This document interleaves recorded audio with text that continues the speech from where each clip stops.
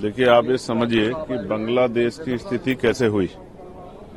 ये जो कभी कभी हुकूमतें अपने आप को मालिक समझ बैठती हैं और वो उस तरह के कानून बनाती है, जनता का मजाक उड़ाती, तब ये खामियाजे भुगतने पड़े। मैंने सरकार से कहा था और मैंने सरकार विपक्ष दोनों से उनकी राय पूछी थी। यहाँ पे रिजर्वेशन को लेकर एक बहुत बड़ा मुद्दा हुआ है, सुप्रीम कोर्ट का ऑर्डर आया है, लेकिन जिस तरह सरकार ने और विपक्ष ने चुप्पी थाम रखी है, तो ये लगता है कि लोगों में गुस्सा बढ़ रहा है।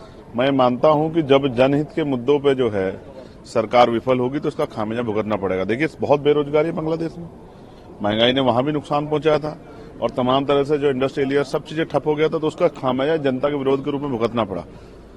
बिल्कुल हमारा पड़ोसी मुल्क है, हमारे बहुत अच्छे रिश्ते रहे हैं उनसे लंबे समय तक।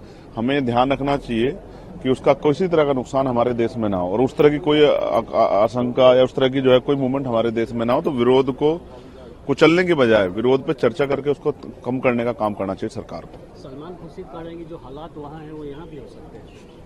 अगर सरकार तानाशाही करेंगी तो जनता, देखिए हम करते क्या, हम दूसरे देशों से जब ये आजादी की लड़ाई चली तो बहुत सारे देशों ने अपने मुल्क को आजाद कराने के लिए संघर्ष करना शुरू किया। उसका एक एहसास हमारे यहाँ भी था।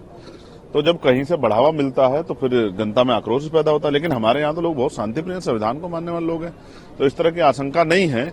लेकिन हमें ध्यान रखना पड़ेगा, कोई जिस तरह चाइना से हमसे लगातार चाइना हम पे हमला कर रहा है, जिस तरह चाइना हमारी जमीनों को कर रहा है, तो कोई ऐसे विषय जिससे जनता में आक्रोश है, अग्निवीर को लेके, किसानों को परेशानियों को लेके, शेड्यूल ट्राइब की आर्थिक स्थिति को लेकर लोगों में बड़ी गुस्सा है। तो सरकार को इनके हितों का ध्यान रखना चाहिए। ऐसा नहीं कि जबरदस्ती थोपना चाहिए, चर्चा करनी चाहिए।